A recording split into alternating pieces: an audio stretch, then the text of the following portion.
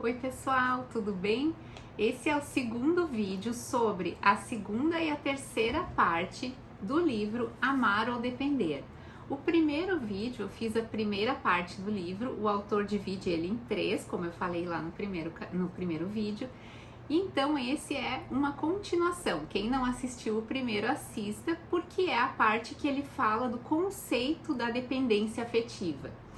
Para quem se interessa pelo assunto, esse é um livro que é bem pequenininho, é um livro de bolso, ele tem 163 páginas, então a gente faz uma leitura rápida, num fim de semana ou alguns dias aí a gente já consegue ler esse livro. E aí eu vou fazer um breve resuminho aqui da primeira parte que eu falei lá no primeiro vídeo, que ele fala sobre o conceito de depender. E aí ele fala que depender de alguém, depender da pessoa que se ama, e ele trata aqui nesse livro somente das relações conjugais, ele deixa claro que não é um livro sobre relacionamento com amigos, com outros familiares, e sim relacionamentos conjugais. Ele diz que depender da pessoa amada é como se enterrar em vida. Ele fala dessa anulação, que a gente pode entender, né, como uma anulação quando a gente depende do outro. Trata ainda como um vício. E aí ele fala que o tratamento para quem é dependente afetivamente é como o vício da dependência química, por exemplo. Então, ainda que necessitando da droga, ainda que necessitando da pessoa amada, precisa se separar para lidar com aqueles sentimentos que fazem com que eu tenha essa dependência do outro. E aí ele traz quais os motivos que uma pessoa se torna dependente. Ele fala do medo do abandono, da dificuldade de tolerar frustrações, tolerar desconforto, mal-estar. E isso pode estar relacionado com a infância, com como a gente foi, como foi a criação, né? Como que os nossos pais nos criaram.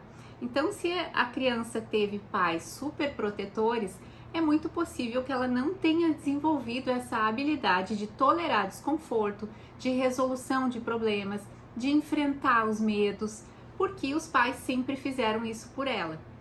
E aí, quando chega na vida adulta, essa pessoa se torna dependente da pessoa amada. Então, nessa primeira parte, resumindo, né, é isso que ele traz. E aí ele entra na segunda parte, que é prevenindo a dependência afetiva. Ele fala que a boa notícia é que a gente pode estar sempre aperfeiçoando afetivamente. Então, se a gente percebe, né, fez essa leitura, ou mesmo já vinha percebendo que sofre com a dependência afetiva, ainda assim é possível e muito provável que você consiga desenvolver habilidades para se tornar, ele usa o termo imune, para alcançar a imunidade contra, né, a dependência. Então, como que a gente faz isso? Precisa aprender a desenvolver habilidades antidependência. E o que seria isso? Ele traz 3 princípios fundamentais para que, se você quer desenvolver a imunidade psicológica contra a dependência afetiva, você precisa colocar em prática. Então vamos lá. O primeiro princípio que ele trouxe é o princípio da exploração. O que seria isso? Ele fala que a pessoa dependente, ela tem muito medo do desconhecido, porque como ela não desenvolveu aquela habilidade de tolerar desconforto, de se passar por alguma situação difícil, enfrentar aquilo ali, ter tolerância, ter resiliência, como ela não tem isso desenvolvido, então ela pensa, se eu perder essa pessoa, que é a minha fonte de segurança, que às vezes é o mínimo da segurança que aquela pessoa te dá, mas aí você tem aquela pessoa, se eu perder isso, que é o mínimo que eu tenho, então eu vou estar perdida no mundo. E aí ele fala, para desenvolver essa habilidade, você precisa explorar. Não colocar, é aquela frase que a gente fala, de não colocar todos os ovos na mesma cesta. Se você investir toda a sua energia só no seu relacionamento, se um dia esse relacionamento ficar abalado, se um dia esse relacionamento terminar, você vai olhar para os lados e a sua vida não vai ter mais nada, porque você investiu toda a sua energia, todo o seu tempo, toda a sua vida naquele relacionamento. Então ele fala, explore, né? Faça outras coisas da sua vida, fazer coisas novas que nunca fez, deixar de ser tão sério e levar tudo muito a sério. E aqui eu vou fazer uma crítica ao livro, tá? Eu acho que quando a gente faz uma leitura que a gente gosta de um livro, isso não significa que a gente concorda e que a gente gosta de tudo que tem ali na ideia do autor. E aqui eu acho que ele extrapolou um pouquinho. Eu vou pedir para que vocês, né, quando fizerem a leitura, se lembrarem disso e verem qual que é a opinião de vocês sobre esse fazer coisas novas que nunca fez. Mas a ideia, né, o pano de fundo que tem nisso, eu concordo muito. Eu acho que quando a gente está num relacionamento ou na nossa vida pessoal mesmo, a gente não deve investir só no nosso relacionamento. Sim, a gente deve continuar respeitando, né, obviamente, a pessoa e se respeitando, experimentando novas atividades. Então, mergulhar no mundo intelectual, descobrir novos assuntos que são do seu interesse, incursões à arte, ele fala, né? Buscar o teatro, filme, pintura, música, tudo isso vai alimentando o seu ser e vai fazendo com que você se torne ativo e disposto a vencer a rotina e dessa forma não criará tão facilmente a dependência afetiva. Ele fala também de ensaios de comportamento, que dentro desse princípio da exploração seria importante. O que seria isso? Por exemplo, imitar um cozinheiro. E aí investir em novas receitas, aprender coisas novas, fazer viagens novas, conhecer pessoas. Então, às vezes, quando alguém entra num relacionamento, começa a limitar a vida e não fazer essas coisas. E aí ele reforça, respeitando a si mesmo e respeitando o outro, a pessoa que está com você, é muito importante que você cumpra esse princípio da exploração. E aí ele vai para o segundo princípio. E aqui, filhos de pais super protetores também não desenvolveram essas habilidades e é importante que elas sejam desenvolvidas, então, nesse momento que isso está trazendo prejuízo. Esse segundo princípio, ele é o princípio da autonomia. E aqui eu concordo em tudo que o autor fala. Ele fala que é tomar conta de si mesmo, tá? É aceitar que ficar sozinho às vezes, né? Por exemplo, você é casado, você namora, você tem um relacionamento e a pessoa precisa estar ausente alguns dias, a pessoa precisa, sei lá, viajar, vai trabalhar, e aí você precisa se dar bem com a sua solidão. Ele até relembra aqui no livro que as pessoas que gostam de meditar, escritores, pessoas que conseguem produzir melhor na solidão, que conseguem se conhecer melhor, o autoconhecimento ele aparece melhor quando a pessoa está sozinha, porque aí ela está em contato consigo mesmo, ela não está preocupada com o julgamento do outro, ela não está se comportando pensando no outro, mas sim em si mesmo. Então, saber curtir a sua solidão, saber curtir esses momentos que você está sozinho, também são importantes para desenvolver habilidades de não ter o medo de ficar sem a pessoa amada. Deixa eu ver aqui o que ele traz mais sobre esse conceito de autonomia. Com o tempo, as pessoas dependentes vão configurando um quadro de inutilidade crônica, perdem a autoeficácia. Quando a gente busca desenvolver autonomia, a gente está resgatando ou fortalecendo a nossa autoeficácia. O que é autoeficácia? É, por exemplo, eu passar por um problema e saber que eu tenho recursos internos para lidar com esse problema, para resolver, para buscar ajuda, inclusive, eu vou conseguir lidar com aquilo que aparece na minha vida. E a pessoa que é dependente, muitas vezes, ela tem a ideia de que ela não vai sobreviver a um problema sozinha, que ela precisa do outro. Ele dá um exemplo no livro de um casal, né, que o marido viajava e quando a mulher ficava sozinha, ela perdia o norte. Ela não sabia, ela não fazia nada, ela não saía de casa, porque as mínimas coisas ela entendia que ela não ia conseguir resolver. Então ele fala, tente vencer o medo, é nas situações limite que mais nos conhecemos. E é uma verdade, né, pessoal? Cuidar de si mesmo, curtir a solidão. E aí vem o terceiro princípio. O terceiro princípio, ele fala do sentido da vida.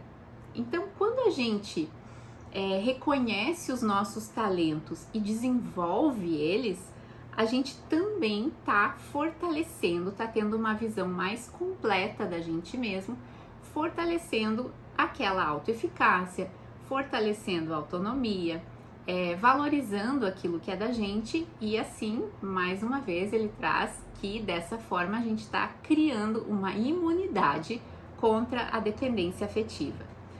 Reconhecer esses talentos naturais que possuímos habilidades, quem encontra vocação e paixão pelo que faz se torna imune à dependência afetiva.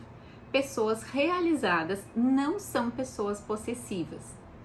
Aí ele traz também nesse mesmo princípio do sentido da vida, ele traz a importância da espiritualidade. Não fala em religião, não fala, tem que ser o Deus tal, não.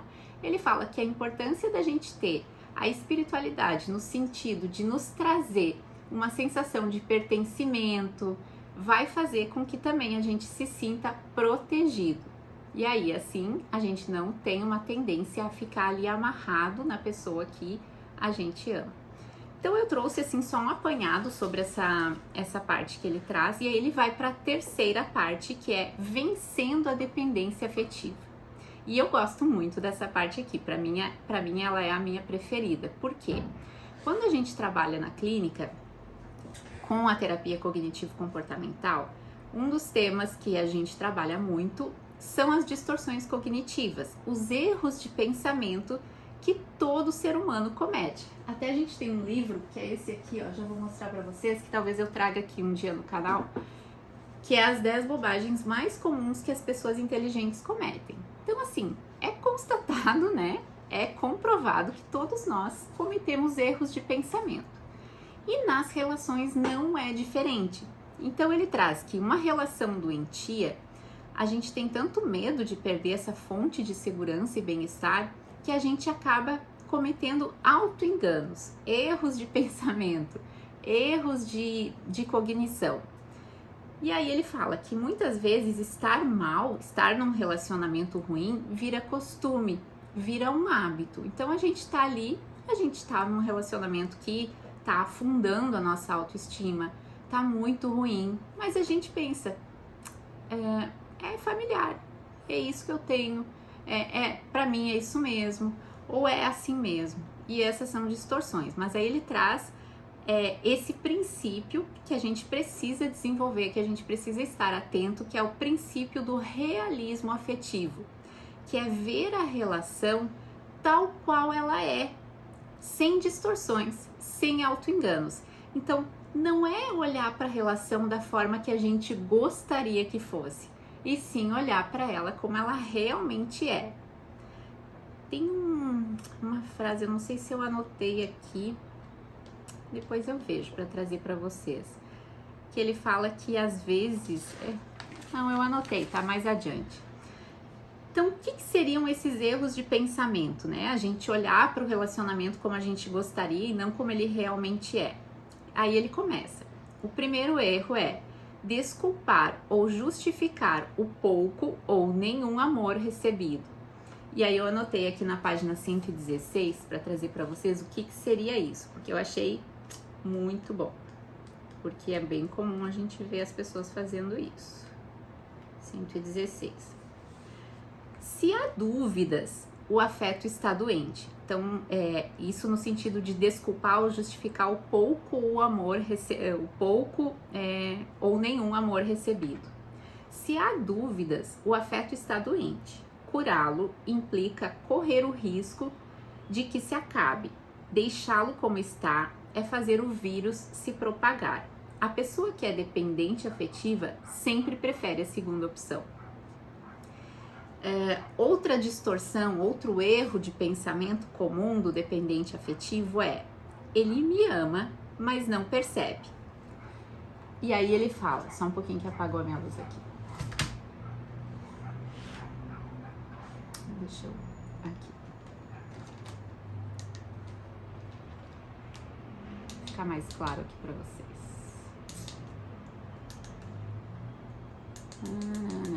Tá. Vamos lá. Ele me ama, mas não percebe. E aí ele fala, se alguém não sabe, é porque não ama. Porque os sintomas de quando alguém tá apaixonado, de quando alguém tá amando, eles são inegáveis e eles são muito evidentes. Então, se essa pessoa não percebe que ama a outra, tem alguma coisa errada aí, não é uma verdade. Vocês concordam? Vocês já ouviram amigos falando isso, né? Porque no consultório é comum, entre amigos, conhecidos, as pessoas que a gente convive, é comum a gente ouvir esse tipo de coisa, né? Os problemas psicológicos o impedem de me amar. E aí o Walter Rizzo explica. Sim, alguns transtornos psicológicos, como vamos pensar aí numa esquizofrenia, em transtornos mais graves, até podem interferir nessa questão do afeto. Mas isso não é sempre uma verdade. E aí na 118 eu marquei aqui que ele fala, se os problemas psicológicos do seu parceiro o impedem de lhe dar o carinho de que você precisa, ajude-o, né? Se caso for um transtorno mais grave. Se, apesar de ele saber do seu sofrimento, não pedir ajuda, questione o seu amor e a sua conduta.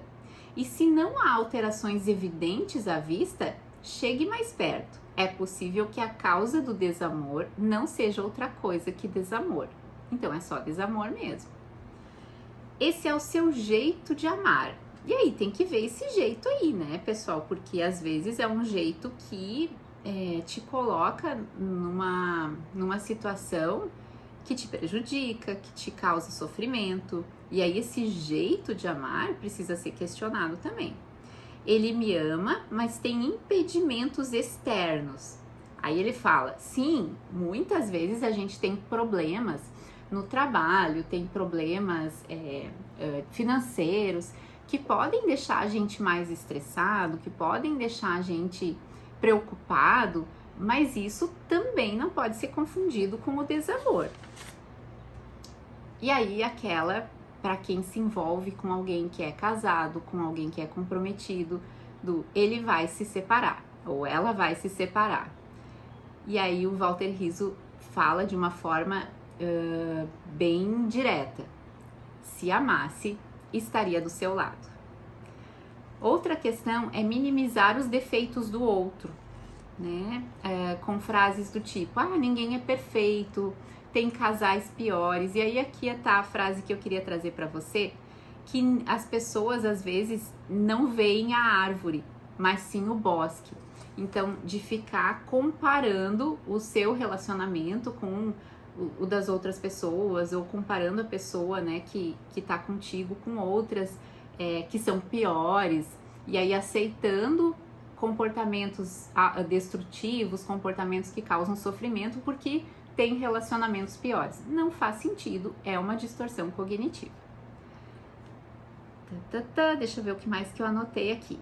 Aí ele entra no final, que a gente já tá chegando no final, que é o princípio do autorrespeito e da dignidade pessoal. E desse princípio, tudo que ele falou lá, para não ficar extenso o vídeo, eu acho que um vídeo extenso vai fazendo com que as pessoas percam o interesse, então eu vou finalizar com uma historinha que ele conta e que fala tudo sobre esse princípio do autorrespeito e da dignidade pessoal. Então vamos lá. Ele fala que existia uma bela princesa que estava disposta a se casar, e para isso ela estava procurando então um marido. E aí, aristocratas endinheirados ficaram sabendo, essa notícia se espalhou rapidamente, e aí eles começaram a oferecer, né, para casar com ela, dinheiro, joias, muitas riquezas. E aí chegou um jovem plebeu que não tinha nada para oferecer, que não tinha dinheiro, que era pobre, e falou: olha, princesa, eu não tenho riquezas para te oferecer, mas eu vou te oferecer o meu sacrifício e a minha perseverança em troca do seu amor. Então, o que que ele prometeu fazer para ela? Que ele falou para ela que ele ia ficar 99 dias em frente à janela da casa dela, do quarto dela, vigiando ela, para provar o amor e a perseverança. E aí ela falou, ok. E aí então ele foi para frente da casa dela, começaram a contar, ó, valendo a partir de agora, né? E aí ele sentou lá e ficou. E aí ele ficava lá nas noites geladas, ficava sobre a chuva, ficava sobre o frio, enfim, passou várias dificuldades e de vez em quando ele via ela. Então, assim, era, né, realmente uma situação ali que ele se colocou de tolerância ali ao mal-estar, de demonstrar para ela aquele amor que ele estava sentindo, de sacrifício. E aí chegou o 99º dia, faltava 1 hora para encerrar o prazo, e aí as pessoas começaram a se reunir lá para ver. E quando faltava 1 hora, o jovem plebeu se levantou e se distanciou do local. E ninguém entendeu nada. Aí uma pessoa foi atrás dele e encontrou com ele e perguntou, como assim, né? Você desistiu? E ele falou, ela não me poupou nem um dia sequer de sofrimento. Ela não merecia o meu amor. E aí o Walter Rizzo fala que merecimento nem sempre é uma egolatria. É a gente idolatrar o nosso ego nesse sentido, assim, né? De uma questão de ego. Então, merecimento nem sempre é isso. Às vezes é dignidade. Então, esse é o princípio da dignidade pessoal. É entender quando a pessoa merece ou não o nosso amor. Então, assim, eu encerro esse vídeo com essa reflexão. Eu espero que tenha ajudado vocês. Se ficar alguma dúvida, coloquem aqui ou lá no meu Instagram, que eu vou estar à disposição para responder vocês. E até o próximo vídeo.